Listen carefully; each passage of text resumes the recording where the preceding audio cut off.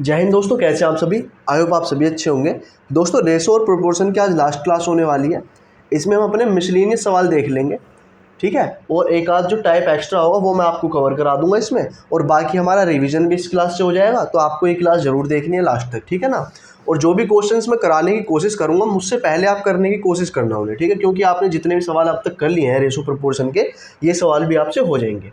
तो चलिए शुरू करते हैं आज की क्लास। लेकिन उससे पहले आपसे एक रिक्वेस्ट है कि आप वीडियो को अभी से लाइक कर दो और चैनल भी सब्सक्राइब कर लीजिए अगर आपने अभी तक चैनल सब्सक्राइब नहीं किया है, ठीक है। तो चलिए शुरू करते हैं आज की क्लास और देखते हैं अपना पहला सवाल। सवाल है, राहुल अपनी आय का कुछ भाग खर्च करता है तथा शेष भाग बचाता है।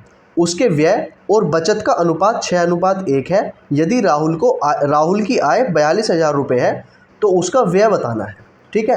तो आपको सबसे पहले ये पता होना चाहिए, जो भी आय होगी किसी भी व्यक्ति की, ये मैंने बताया था पीछे भी, वो क्या होगा, आय में से ही तो आप खर्च करोगे, ठीक है। खर्च को ही हम व्यय बोलते हैं। आय जो होगी वो 100% होगी, है ना, उसी में से तो आप खर्च करोगे। और आप क्या करोगे, जो बचत करोगे वो भी इसी में से करोगे। जो आपकी सेविंग्स होंगी वो भी इसी में से होंगी। चलिए अब क्वेश्चन पे आते हैं। राहुल अपनी आय का कुछ भाग खर्च करता है, ठीक है, और कुछ भाग बचाता है। उसका जो खर्च और बचत का अनुपात दे दिया है, व्यय मतलब खर्च और बचत व्यय ये खर्च ही होता है, ठीक है। व्यय और बचत का अनुपात दिया हुआ है 6:1। 6:1 मतलब कि वो अगर उसके पास जितने भी उसकी तनख्वाह है उसमें से वो 6 पार्ट तो खर्च कर रहा है और 1 पार्ट बचा रहा है, तो उसकी टोटल तनख्वाह कितनी है, 7, ठीक है। आय कितनी है उसकी, 7। आय यहाँ पे लिख लो। आय कैसे निकालोगे, आय क्या होता है, इन दोनों का योग होता है ना। तो आय बराबर कितना, व्यय प्लस बचत, कितना हो जाएगा, व्यय कितना है 6 और बचत कितनी है 1। तो जो आय है वो टोटल 7 है, आय है 7, ठीक है। इन दोनों का योग जो होगा वो आय होगी आपकी। तो हमारे हिसाब से जो रेशो में आई है वैल्यू आय की, वो है 7, है ना। अब देखो, और क्वेश्चन में बोला हुआ है कि उसकी आय 42,000 रुपये है, राहुल की आय 42,000 है, तो 7 की ही तो वैल्यू 42,000 दे दी है, और 1 की वैल्यू निकालो यहाँ से, तो 7×6 = 42, तो 1 की वैल्यू आपकी 6,000 आ जाएगी, है ना। 1 की वैल्यू आपकी 6,000 आ गई। जब आपकी 1 की वैल्यू 6,000 है, अब बस 6,000 की गुणा आपको इन सभी में कर दो, सभी में आप 6,000 की गुणा कर दो। 1 की वैल्यू आपकी 6,000 आ गई है, तो 1 की वैल्यू लिखो यहाँ पर 6,000, के का मतलब 1000 होता है, ठीक है। 1 की वैल्यू 6,000 है, तो 7 गुणा 6,000, तो कितना हो गया, 7×42, तो ये हो गया 42,000, ठीक है। और 6 गुणा 6,000, 6×36 हो गया ये। और ये कितना बचत है आपकी 1, तो 1 की गुणा 6 में करनी है, तो 6×6 6,000 हो गई आपकी बचत। अब हमें क्या पता चल गई है, ये तो रुपीज़ में वैल्यू आ गई है, ठीक है, और ये रेशो में वैल्यू थी, तो रुपीज़ में ही तो हमें बतानी है। क्वेश्चन में आप पढ़ोगे तो क्वेश्चन में कहा गया तो उसका व्यय क्या होगा, व्यय माने मतलब खर्च कितना होगा, तो ये चीज़ पूछी गई है। तो व्यय कितना है उसका 36,000, तो यही आपका आंसर हो जाएगा 36,000 वाला, ठीक है। हमने तीनों चीज़ें निकाल ली हैं, उसकी आय भी, बचत भी और व्यय भी। जो भी इसमें से क्वेश्चन में आपको कुछ भी पूछ सकता है उसे आप बता देना। जैसे कि इसमें व्यय पूछा गया है तो व्यय आपका 36,000 हो गया, ठीक है। चलिए नेक्स्ट क्वेश्चन देखते हैं। आई होप ये सवाल आपको समझ में आ गया होगा, और ये चीज़ें नोट भी कर लिया करो आप, तो इनको नोट करो और अगला सवाल हम देखते हैं। अब नेक्स्ट क्वेश्चन देखो। नेक्स्ट क्वेश्चन कह रहा है 2 मित्रों के वेतन का अनुपात। अब 2 मित्रों के बारे में बात हो रही है, अभी तक तो एक ही था, अब क्या 2 मित्रों के वेतन का अनुपात इतना है। तो 2 मित्र हैं, चलो होंगे कोई भी, और मान लो ये पहला मित्र है और ये दूसरा मित्र है, ठीक है, 2 मित्र हैं। उनका जो वेतन है, वेतन माने आय, वेतन कहो आय कहो एक ही बात है। जो वेतन का अनुपात है उनका वो है 3:4 में, 3 और 4, ये हो गया उनका वेतन। और उनके वेतन का अंतर 3,000 है, तो वेतन का अंतर 3,000 है। पहली बात तो आप रेशो में देख लो कितना अंतर है, 1 का अंतर है, और हमारे हिसाब से तो 1 का अंतर है, लेकिन क्वेश्चन के हिसाब से दोनों में कितना का अंतर दिया हुआ है, 3,000 का। तो 1 की वैल्यू आपकी 3,000 रुपये आ गई है। एक यूनिट की वैल्यू आपकी 3000 आ गई है। तो बस आप अब क्या दोनों का वेतन निकाल लो। वेतन कैसे निकालोगे, जो पहले का वेतन होगा वो होगा बस गुणा कर देनी है आपको, 3 में गुणा करनी है आपको 3000 की, और 4 में भी आपको कितने गुणा करनी है, 4 में भी आपको 3000 की गुणा करनी है। तो कितना हो जाएगा, 3 3 9000, तो ये हो गया। के का मतलब हमेशा हज़ार है, ये ध्यान रखना। 4 3 12000, ये हो गया। 9000 आपका पहले मित्र की आय है और 12000 आपकी दूसरे मित्र की आय है। अब क्या पूछा गया है, क्वेश्चन में पूछा गया है तो उन दोनों के वेतनों का योग बताना है। तो वेतन तो ये है, एक का 9000 और एक का 12000 है, इन दोनों का योग पूछ लिया है। तो बस 9000 और 12000 को ऐड कर दो, आप कितना आ जाएगा, यह आ गया आपका 21000। ठीक है, तो 21000 आपका आंसर आ जाएगा। क्लियर हो गया। नेक्स्ट क्वेश्चन देखो, अगला क्वेश्चन कह रहा है अविनाश का मासिक वेतन 50,000 है और उसका मासिक व्यय 18,000 है। और राधा, मतलब यहाँ भी दो लोगों के बारे में बात की गई है, अविनाश और राधा। तो यहाँ पर पहले लिख लेते हैं, एक तो अविनाश के बारे में बात कर रहे हैं और दूसरा राधा के बारे में बात कर रहे हैं। अब पहली बात तो उनका मासिक वेतन दिया हुआ है, मासिक वेतन। अविनाश के बारे में बात करते हैं पहले। अविनाश का मासिक वेतन 50,000 है, तो इसका तो 50,000 हो गया मासिक वेतन। ठीक है, और उसका मासिक व्यय भी है, व्यय मीन्स खर्च, खर्च भी दिया हुआ है। तो अविनाश का खर्च कितना है, अविनाश का खर्च है 18,000, तो 18,000 रुपये इसका अविनाश का खर्च हो गया। अब राधा के बारे में बात करते हैं। राधा का मासिक वेतन 60,000 है और इसका भी व्यय दे दिया है 24,000 रुपये। 24,000 रुपये राधा का खर्च। खर्च या व्यय एक ही बात है ना, व्यय भी लिख सकते हैं या खर्च लिख दो, कुछ भी लिख सकते हो आप। अब क्वेश्चन में पूछा गया है कि राधा की बचत और अविनाश की बचत का अनुपात बताना है। अब देखो, वेतन आपके पास है, व्यय आपके पास है, तो पहली बात तो आप बचत निकाल लो।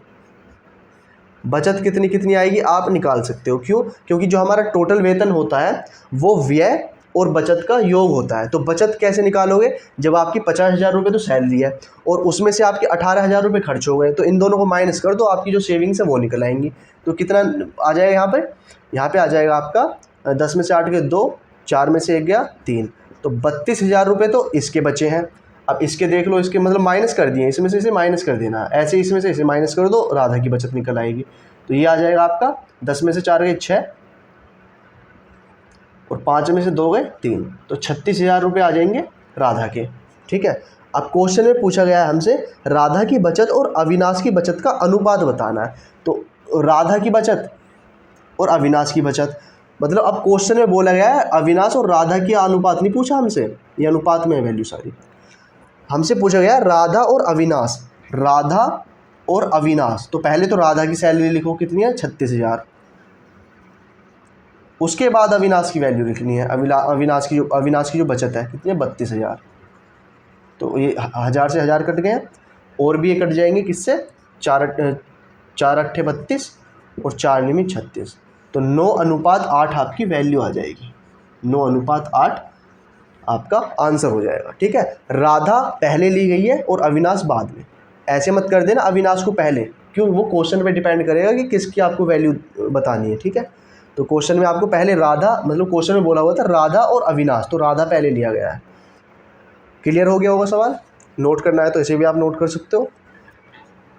नेक्स्ट क्वेश्चन देखते हैं।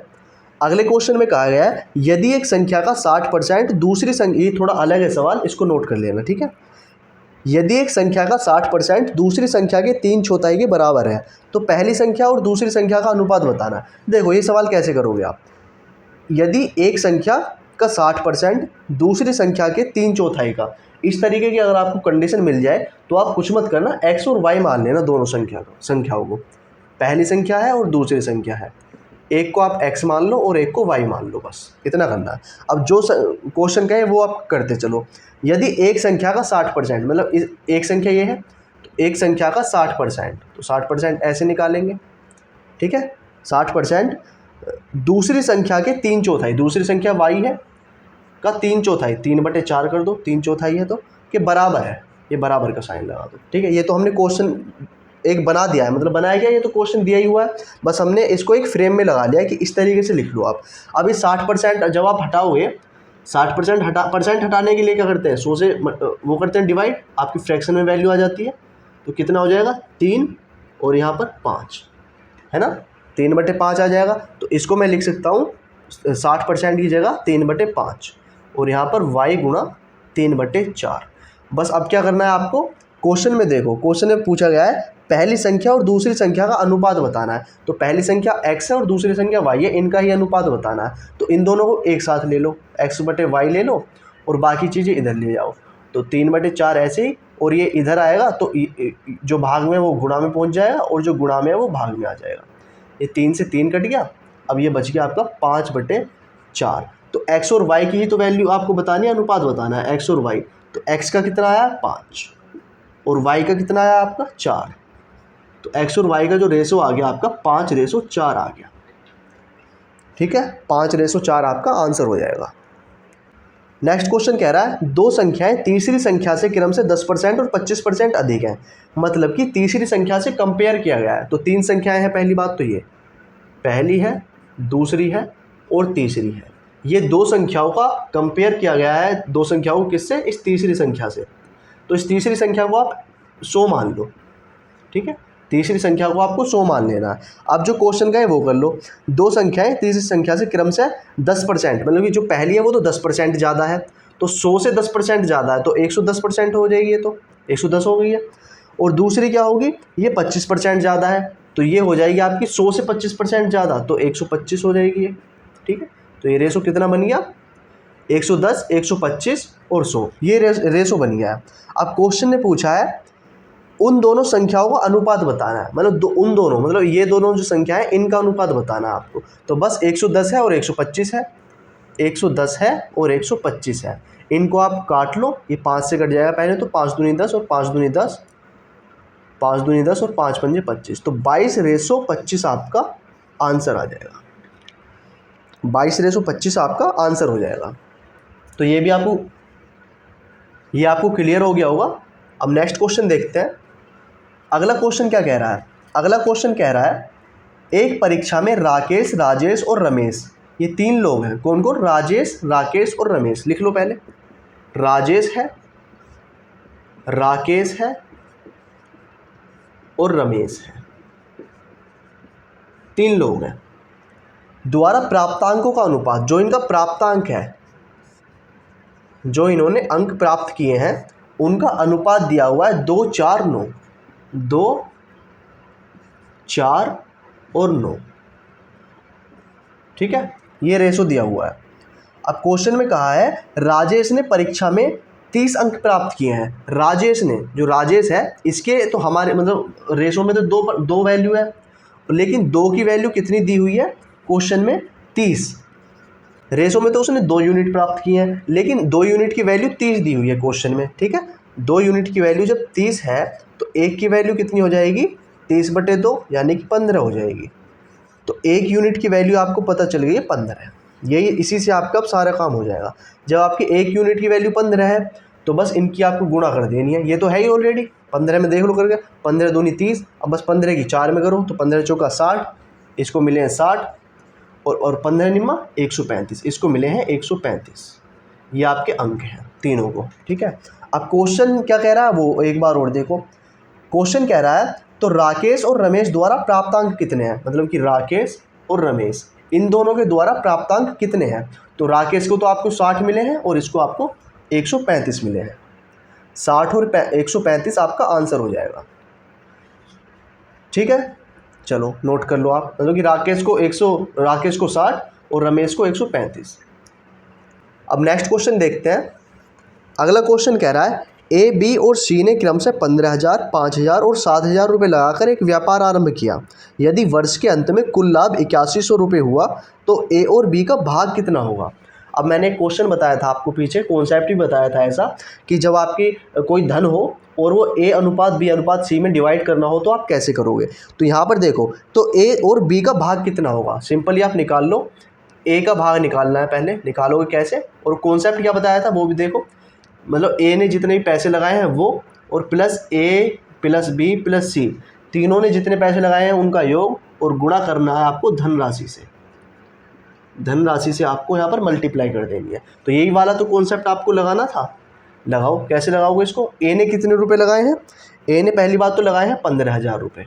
1000 को कैसे लिख देता हूँ, 15,000 लगाए हैं ए ने। और ए बी सी अब तीनों ने कितने कितने लगाए हैं, ए ने 15,000 प्लस बी ने 5,000 और प्लस सी ने कितने 7,000।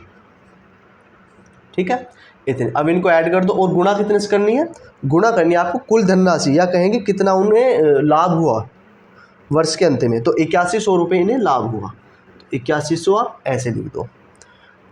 अब देखो, अब 15,000 है ऊपर, तो चलो 15,000 रहने दो और नीचे इन सबको ऐड करो। 15 5 20, 20 और 7 27, तो ये हो गया 27,000 और गुणा 8100। 8100 अभी के मतलब 1000, तो 1000 से 1000 कट गया, इसको साफ कर दूँ, 1000 से तो 1000 कट गया। और देख लो ये 27 थी 81, ये वैसे कट गया 3 बार, तो 15 थी 45, तो 4500 रुपये तो किसके आ गए हैं, ए के। जो ए का भाग है वो हो गया 4500। यहाँ लिख देता हूँ मैं, ए का जो भाग है हमारा करके आया है 4500 रुपये। ठीक है, ये अब क्वेश्चन है बी का भी हमें बताना है, तो बी का भी आप ऐसे ही निकाल लो। बी के लिए आपको क्या करना है, बस यहाँ पर बी लिख देना है। अगर हम बी का भाग निकालेंगे तो बी का भाग निकालने के लिए आपको ऊपर बी लिख लेना है बस, और बी की वैल्यू यहाँ पर लिख लो कितनी थी।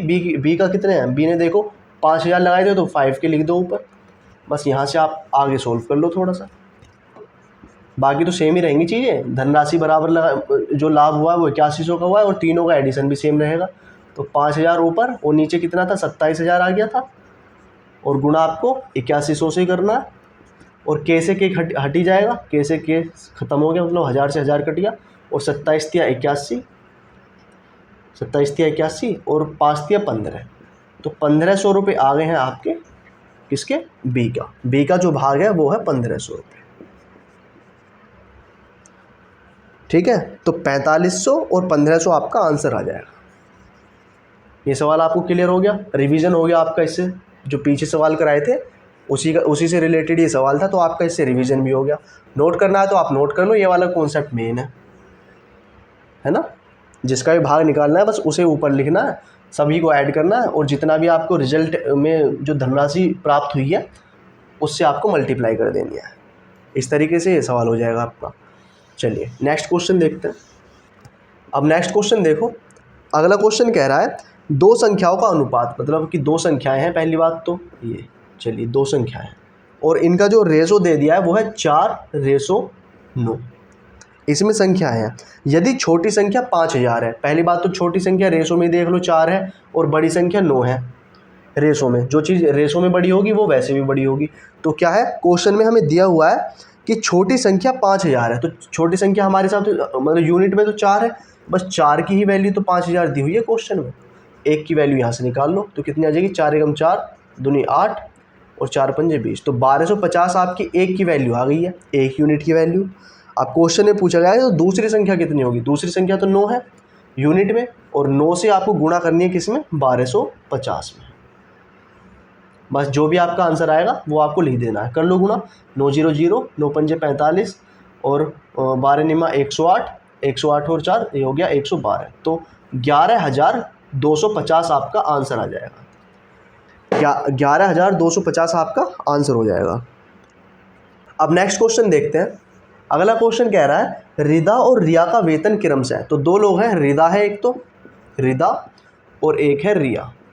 ठीक है, इन दोनों का जो वेतन है, जो वर्तमान वेतन है, कितना दिया हुआ है, ये दिया हुआ है 3:5 के रेशो में, 3 और 5 के रेशो में दिया हुआ है रिदा और रिया का वेतन। अब बोला गया यदि प्रत्येक के वेतन में 5,000 रुपये की वृद्धि कर दी जाए, ठीक है, तो 5,000 की जो वृद्धि हो जाएगी तो नया अनुपात, तो नया अनुपात दिया हुआ है,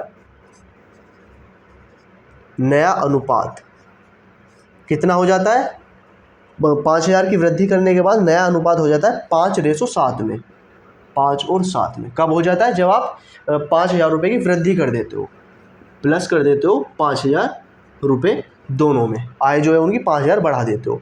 अब क्वेश्चन के अकॉर्डिंग तो 5,000 रुपये बढ़ाए गए हैं, लेकिन आप रेशो में देख लो, रेशो में कितना बढ़ गया, 3 से 5 हो गया तो +2 हो गया, 5 से 7 हो गया तो यहाँ भी +2 बढ़ गया। ठीक है, तो रेशो में तो 2 बढ़ गई वैल्यू, तो ये जो 2 वैल्यू बढ़ी है इसी की ही तो वैल्यू दी हुई है क्वेश्चन में 5000 रुपये, 5000 रुपये।